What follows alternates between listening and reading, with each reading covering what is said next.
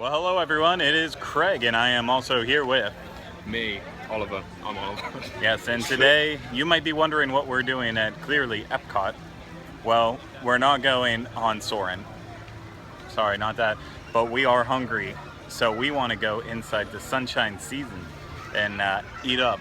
So, will you join us in this adventure of culinary delights? They said yes. They Oh, said okay. yes, Craig. Well, let's go on inside.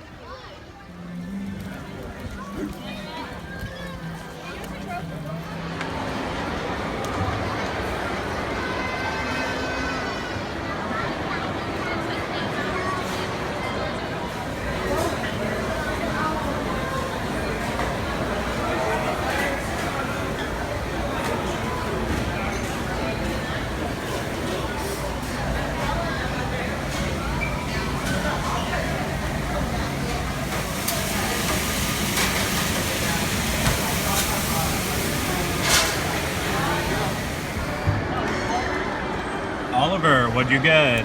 I went for the vegetarian korma, so I know if you look at the dish, it looks like it has chicken in there, but it actually doesn't. That's some sort of chicken substitute. It's a meatless chicken. That's actually what it said on the menu. I'm a huge fan of curries and kormas, so I've got high hopes for it. Yeah, and I thought I'd take one for the team, because even though I do eat meat, I know there's a lot of people out there that are vegetarians, so I want to include you too. Well, take a bite then. Oh, okay. See, this is where I failed, because I should have, if I knew we were going to be acting this fast, gone for a fork, but no, I've got my chopsticks. Let's go in straight for the non-chicken chicken.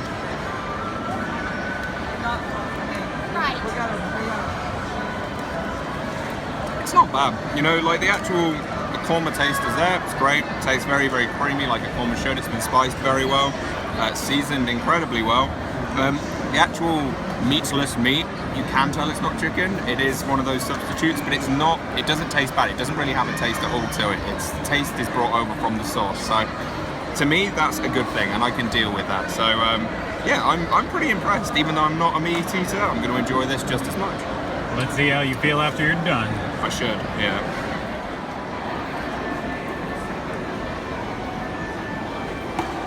Well, I decided to go for the spicy fish tacos. I'm a fish taco fan myself. It is served with coleslaw. I'm a little disappointed. On the menu it said it was served with potato salad. So I didn't want to ask. It was just my fault for being passive aggressive. And by that I wasn't even passive aggressive. I just kind of said okay and walked away. Let's see how it is though. There's a dainty bite there, Craig. And because I also grabbed some hot sauce in case I need to spicy it up a little bit. Okay.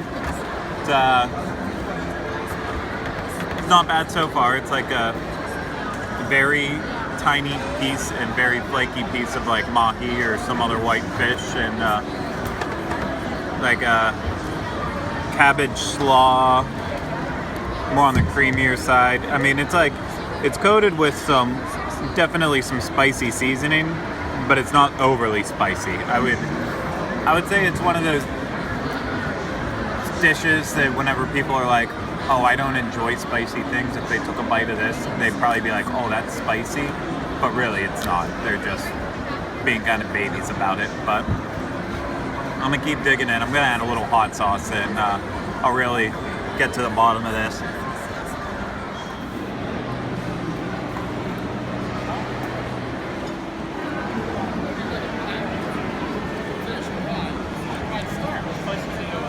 Wow, you almost ate every single bite.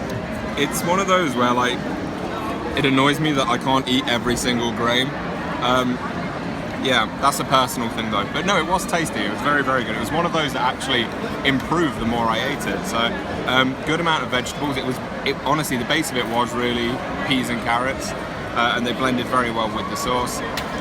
Yeah, and that substitute for chicken, it didn't bother me at all. I can see why it would bother some people. You do start to get a small aftertaste after a while, but overall, it's not too bad at all. I would probably get this again, to be honest.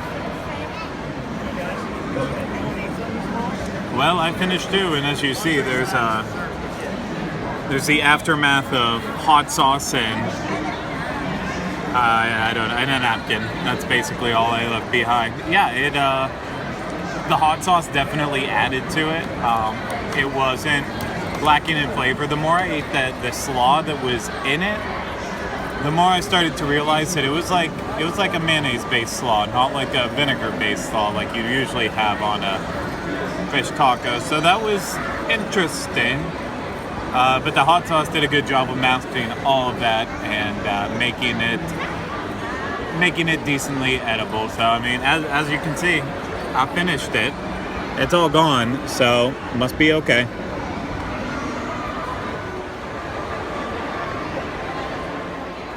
So, final thoughts on Sunshine Seasons? It was good. It was very good. The food they serve in there is very traditional. So there's a station that serves salads, a station that serves sandwiches. Mine was probably the most exotic with the Asian food.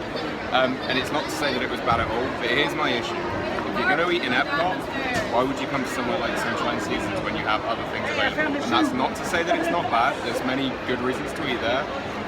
It's not too pricey. Mine was $8.99. Which is very reasonable, but it was a vegetarian dish.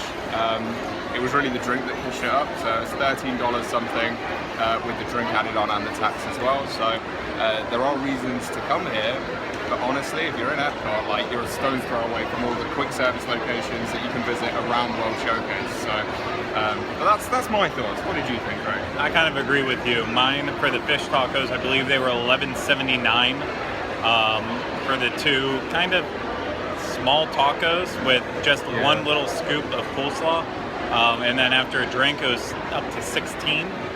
That's on the pricier side of things. And while it had the chance to be kind of exotic, I guess, in a way, not exotic, just different, not your normal average theme park food, it just wasn't quite over the hump on that. I think I would still rather go somewhere around World Showcase, get something that is, more Americanized of another culture. While I know this place gets praised for having healthier options, it just, I don't know. I think a reimagining of their menu might go a long way. They don't have to get rid of all the basics, but maybe figure out a new way to plus some of the other options. So regardless, I think it's still a great stop. If you're looking for somewhere for lunch, it's not going to have super long lines. It's nice and indoors in the air conditioning. Can't go wrong with Sunshine Seasons.